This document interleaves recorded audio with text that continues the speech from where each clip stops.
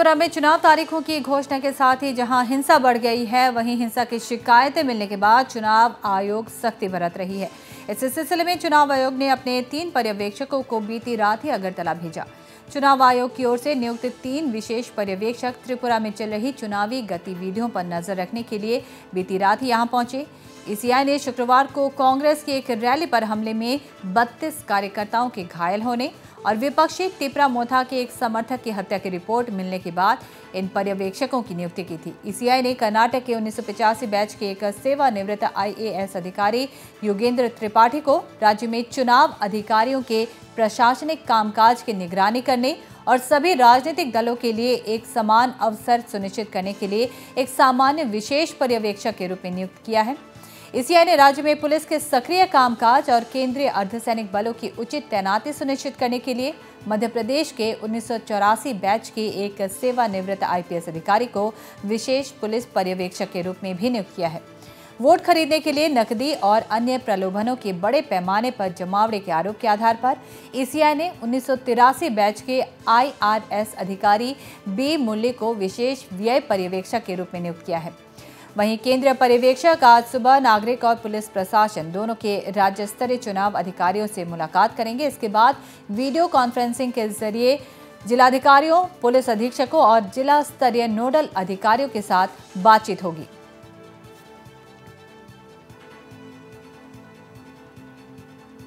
और इस वक्त जुड़ते हैं हमारे असिस्टेंट न्यूज एडिटर अगरतला से पिनाकी दास हमारे साथ मौजूद हैं।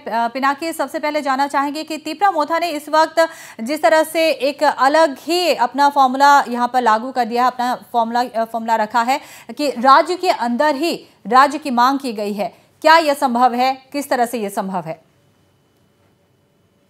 देखिए, उनका जो डिमांड था पहले वो था अलग राज्य का। अभी टिपरा मोथा अगर आप केयरफुली वॉच करेंगे तो देखेंगे कि उन्होंने एक सिटीज़न फोरम भी लाया, टिपरा सिटीज़न फोरम, जिसमें एक टाइम में जो टिपरा मोथा सिर्फ जनजाति लोगों का पार्टी बोला जाता था, अभी वो लोग धीरे धीरे जनजाति से हट के अलग नॉन ट्राइबल को भी उसमें शामिल किए हैं। और पिछले इलेक्शन में उन्होंने एक जो अहम जो मुद्दा था कि greater Tipra land ADC election से अभी उससे हटके कारण वो नॉन जनजाति लोग जो हैं बंगाली और अलग कम्युनिटी के लोग जो इसमें शामिल हो रहे हैं, तो उसको देखते हुए वो लोग ये नया फार्मूला लाए हैं कि state with in the state. तो इनका जो अभी ये बोल सकते हैं एक स्टेप डाउन भी बोल सकते हैं या dilution of the main demand जो अलग राज्य का उससे थोड़ा हटके है, ताकि जो जनजाति नहीं है उनमें भी इसका एक्सेप्टेंस बढ़े, क्योंकि सिर्फ जनजाति इलाका से वो लड़के वो कभी सरकार नहीं बना पाएंगे या उनका ये जो मेन सरकार में आने का वो नहीं आ पाएंगे, क्योंकि नॉन जनजाति लोग भी जो ट्राइबल जो एडीसी जो 20 जनजाति रिजर्व सीट्स है उसमें है, जहाँ पे त्रिपुरा में छोटे छोटे कंस्टिट्यूंसीज है या पॉपुलेशन 1101 वोट से भी फ़र्क में इलेक्शन में हार जीत का जो फाइनल रिजल्ट्स आते हैं। तो इसको मद्देनज़र रखते हुए उन्होंने इस तरह से जो नया फार्मूला कल बोले हैं, हालांकि उनके जो सुप्रीमो प्रद्युत किशोर नहीं थे उस प्रेस कॉन्फ्रेंस पर, उनका पार्टी ने 3 बार उस प्रेस कॉन्फ्रेंस का टाइम चेंज करके ये अल्टीमेट ये प्रेस कॉन्फ्रेंस बहुत रात को किए हैं। तो इसके पीछे कुछ ना कुछ तो मैसेज वो देना चाहेंगे। हालांकि उन्होंने बोला कि हम लोग अकेले लड़ेंगे अभी तक, पर दरवाज़ा भी खोला रखते हैं अलायंस के लिए, क्योंकि क्लियरली उस प्रेस कॉन्फ्रेंस में उन्होंने बोला कि हमारे बात तो हुए हैं नेशनल पार्टी से, बस किसी ने हमारा जो मेन डिमांड उस पर लिखित देने के लिए राज़ी नहीं हुए, तो हमने किसी के साथ अलायंस नहीं किया। तो इसका मतलब क्या है, वो अलायंस के लिए खोले हैं अभी भी दरवाजे, पर शायद उनका डिमांड में थोड़ा नीचे आए हैं, थोड़ा नीचे आए, ताकि अगर अलायंस पार्टनर आते हैं तो उनके साथ जोड़ने का इजी एक फार्मूला हो। ये जो हमें लगता है अभी तक उनका है। हालांकि प्रद्युत किशोर देबबर्मा से बात वो जो कल या आज आएंगे राज्य में, उसके बाद हम लोग ये क्लियर कर सकते हैं, क्योंकि मेन उन्होंने ये जो लीडर्स हैं उन्होंने ये भी बताया कि उनका जो फाइनल डिसीजन वो प्रद्युत किशोर देबबर्मा जो उनके चेयरमैन है टिपरा के, वो लेंगे। तो लगता है उनका फोकस यही है, एक तरह के अलायंस पार्टनर को एक मौका दे कि अलग राज्य का अगर डिमांड करते हैं तो इससे नॉन ट्राइबल एरिया में उसका नेगेटिव इम्पैक्ट आ सकता है। तो शायद इसी कारण इन्होंने उससे थोड़ा नीचे आए और जो त्रिपुरा सिटीजन्स फोरम है उसके लिए प्लेटफॉर्म करे, क्योंकि साथ ही साथ त्रिपुरा मोर्चा ने ये भी कहा था, प्रद्युत किशोर देवबर्मा ने, हम ऐसे कोई स्टेप नहीं लेंगे जहां पे हम लोग जीत नहीं सकते हैं, वहां से अपोजिशन वोट या रॉन्ग एलिमेंट उसका फायदा ले।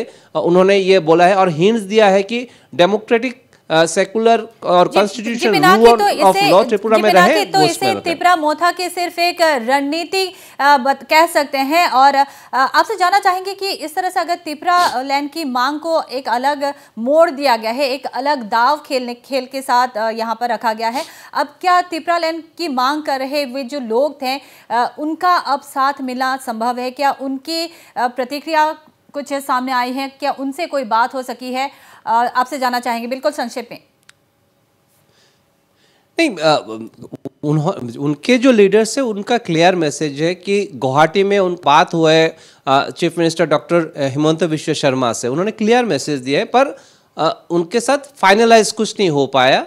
और क्योंकि बीजेपी से वो लोग कुछ लिखित में नहीं चाहते हैं, उनका अगर आप देखें तो वो बोल रहे हैं कि होम मिनिस्ट्री से उनसे लिखित चाहिए, माने यूनियन होम मिनिस्ट्री से, क्योंकि बीजेपी सत्ता में है और केंद्र में भी वो पार्टी में है, तो उनके तरफ से। पर बाकी जो पार्टीज है वो अगर लिख के देते हैं तो उसमें उसको कोई प्रॉब्लम नहीं, उनका जो मेन डिमांड सपोर्ट करते हैं ट्रिपल लैंड। तो अभी अचानक कल रात को ये क्यों अलग राज्य से वो हटके state with in the state जो उनका फॉर्मूला नया आया है और कह रहे हैं कि इससे जनजाति लोग नॉन ट्राइबल लोग सबका फायदा होगा, हालांकि बजट डबल हो जाएगा।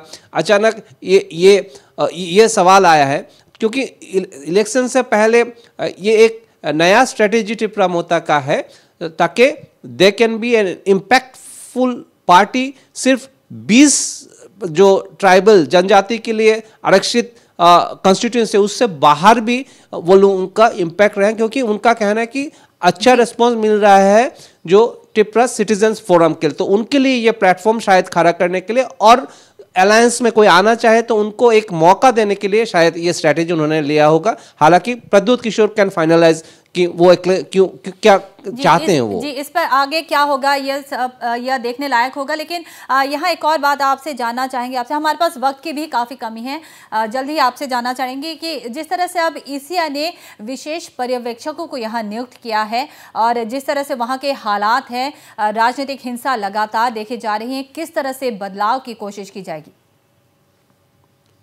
देखिए, ईसीआई ने अभी तक जितने स्टेप लिए इसका अपोजिशन ने बहुत उसका इम्पोर्टेंस दिया है और उन्होंने कहा है अभी तक जो स्ट्रैटेजी ली है उसको प्रेस किया है, क्योंकि अगर आप देखें तो एक एसडीपीओ को वहाँ से सस्पेंड किया गया है, 2 ऑफिसर इंचार्ज को हटाए गए हैं। कल भी जहाँ तक पता चला एक फ्लाइंग स्क्वाड को सस्पेंड किया गया है।